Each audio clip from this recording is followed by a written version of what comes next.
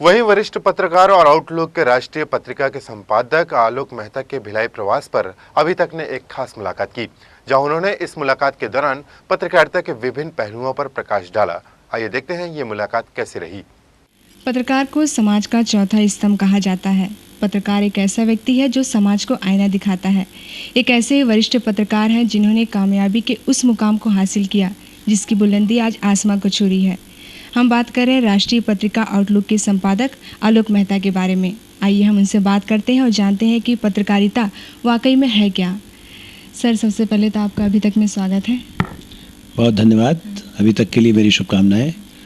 बताएं सर, जैसे कि आज आपसे बहुत देर तक चर्चा हुई, आपने कहा कि आज की जो युवा पीढ़ी पत्रकार है उनमें अनुभव की काफ़ी कमी होती है, साथ में गंभीरता का। तो आप क्या कारण मानते हैं?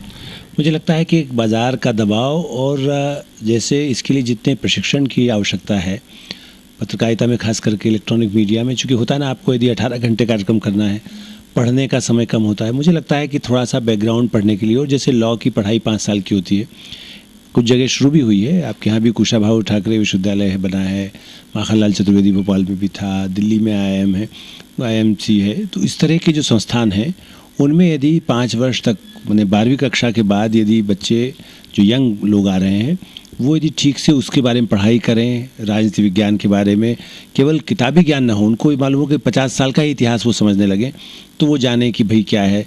तो एक तो वैचारिक प्रतिबद्धता के बारे में जानकारी कम होती है, ये एक बड़ा कारण है जिसकी वजह से उनकी कुछ कमियां दिखाई देती है। लेकिन मैं फिर भी ये भी मानता हूँ कि कई बहुत टैलेंटेड लड़के लड़कियां भी पत्रकार प्रोफेशन में आए हैं, और जिस तरह से विश्वविद्यालयों में पढ़ाई शुरू हुई है, आने वाला भविष्य उनके लिए बहुत अच्छा है। सर, आज पत्रकारिता एक व्यवसाय बनकर रह गया है। अखबारों के फ्रंट पेज में सिर्फ विज्ञापन ही क्यों नज़र आते हैं? देखिए, विज्ञापन तो 1950 के अखबार भी यदि उठा के देखेंगे, 50 से 55 के बीच के, तब भी विज्ञापन होता था। अखबार के बिज़नेस में जो लोग शामिल हैं, ये आप देखिए महात्मा गांधी या तिलक की तरह की पत्रकारिता तो अब नहीं रही है, प्राणकर जी वाली पत्रकारिता नहीं रही है। ये ठीक है कि कई अखबार, ऐसा नहीं है कि सभी अखबारों में उस तरह से होता है, लेकिन अखबारों में खर्च यदि बढ़ा है, आप पत्रकार हैं, आप लगता नहीं है कि कोई मुफ्त पे कब तक सेवा कर सकते। इसी तरह से जो अखबार में पैसा लगाएगा, उसको कागज़ लगाएगा, स्याही लगेगी, प्रिंटिंग की सुविधाओं को बढ़ाना होता है, आधुनिकीकरण होता है, कंप्यूटर लगाते हैं, उसके जो खर्च बढ़े हैं उसके साथ विज्ञापन भी अनिवार्य है। और ये ठीक है कि पहले पेज पर नहीं है, उसका संतुलन कैसे बनाया जाए, अच्छे विज्ञापन छपें, उनको कैसे अच्छे तैयार किया जाए। बल्कि मैं इसी संदर्भ में ये भी कहूँगा कि अच्छे विज्ञापन तैयार करने वाले पत्रकार भी तैयार होना चाहिए। विज्ञापन का मतलब एक अच्छी कॉपी बना सके, वो भी तो एक पत्रकारिता है। उस दृष्टि से भी जो नई पीढ़ी के लोग हैं वो इसमें कुछ अच्छा काम कर सकते हैं कि हिंदी में अच्छी कॉपी राइटिंग कर सकें, तो अच्छे विज्ञापन छपेंगे और अखबार समृद्ध हो सकेंगे। आज बड़े घराने के युवक इस ओर ज़्यादा आकर्षित हो रहे हैं। क्या वाकई में वो समाज का चौथा स्तंभ बनना चाहते हैं, या ये मात्र एक आकर्षण का केंद्र है? जिस तरह से आपने कहा कि बड़े घरानों के लोग आए, ऐसा नहीं है। आप देखें, बिहार जैसे राज्य हैं, छत्तीसगढ़ जैसे राज्य हैं, कई ज़मीन से जुड़े हुए अच्छे पत्रकार आए हैं, उनकी पृष्ठभूमि मध्यम वर्ग की रही है। ये ठीक है, जो अखबार निकाल रहे हैं मालिक हो सकता है कि ऐसे आए हों जो तेज़ी से सक्रिय हुए हैं, जो नई पीढ़ी के भी लोग उसमें शामिल होते हैं। और इलेक्ट्रॉनिक मीडिया में ये सही है कि ग्लैमर की वजह से लोग फिल्म वर्ल्ड में जाते थे, तो फिल्म में लोग जाने के लिए लगता है कि उनको अपना टीवी में चेहरा दिखाई दे रहा है। ऐसे इलेक्ट्रॉनिक मीडिया में भी कुछ ऐसे बड़े अधिकारी होंगे, बड़े व्यापारी होंगे, उनके बच्चे भी, उनको लगता है वो पैसा कमाना नहीं है। जैसे पहले हम लोग मिशन करते थे, अब यदि मिशन नहीं है तो उनको लगता है कि हमें पैसा नहीं कमाना, लेकिन हम इस साधन के बल पर कैसे अपनी बात कह सकते हैं, उसका उपयोग करने लगे हैं। तो मुझे लगता है प्रजातंत्र में तो आप किसी को रोक कि वो पैसे वाला है वो टीवी में नहीं आए, वो गरीब है या वो टीवी में नहीं आए, ऐसा नहीं हो सकता। इसमें हर वर्ग के लोग के आने की गुंजाइश है। सर, आज एक पत्रकार अपने भविष्य को लेकर काफ़ी असुरक्षित महसूस करता है। उसे हमेशा इस बात का डर बना रहता है कि कभी भी उसे नौकरी से निकाल दिया जाएगा। क्या उस प्रेस की जिम्मेदारी नहीं बनती कि वो उनको सिक्योरिटी प्रदान करे? देखिए, जहाँ तक सिक्योरिटी की बात है, जॉब सिक्योरिटी की बात है, वो समाज के हर वर्ग में पैदा हो रही है। टीचर्स कॉन्ट्रैक्ट पर रखे जा रहे हैं, कॉलेज में प्राध्यापक कॉन्ट्रैक्ट पर रखे जा रहे हैं, जो IIM करके बच्चे आते हैं, बहुत ही MBA किए हुए जिन्होंने किया, उनको भी यदि वो परमानेंट जॉब में होते तब भी उनको हायर एंड फायर है। हायर एंड फायर की पॉलिसी पूरे इस सुधारीकरण के दौर में आई है। पत्रकारों के लिए भी ये चुनौती है, लेकिन यदि बहुत अच्छे सक्षम पत्रकार होंगे, प्रतिभाशाली होंगे, यदि वो लगातार ईमानदारी और निष्ठा के साथ अच्छा काम कर रहे होंगे तो मैं नहीं मानता कि प्रबंधन उनको हटा देगा। उनमें आत्मविश्वास की कहीं कमी हो सकती है। यदि आपको 3 साल का अनुबंध है या 1 साल का भी अनुबंध है, मैंने जब काम शुरू किया था तो मुझे 1 महीने के लिए दिल्ली में मौका मिला कि आप क्या करके दिखा सकते हैं, और आज 36 साल हो गए मैं काम कर रहा हूँ। तो मेरा मानना है कि आपको 1 महीने के लिए भी मौका मिलता है तो आप कैसे अपने को सफल सिद्ध करें। 1 साल का मौका मिला है, आप सफल करेंगे तो आपको वो कहेंगे कि नहीं आप छोड़ के मत जाइए। आप यदि अच्छे किराएदार होंगे तब भी मकान मालिक कहता है ना आप बने रहो भाई, दूसरा किराएदार आएगा पता नहीं क्या गड़बड़ करेगा।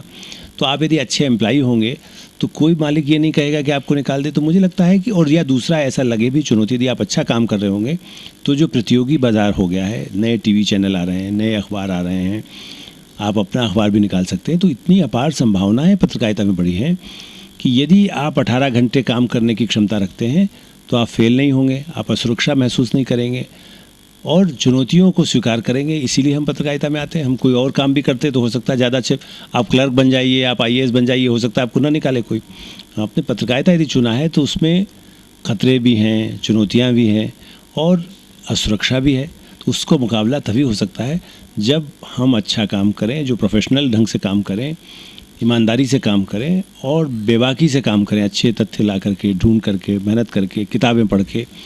आप यदि खुद अच्छी तरह से काम करेंगे तो मुझे नहीं लगता कि कहीं नौकरी से निकालने का खतरा आएगा, और मैं तो मानता हूं कि भविष्य उज्जवल है।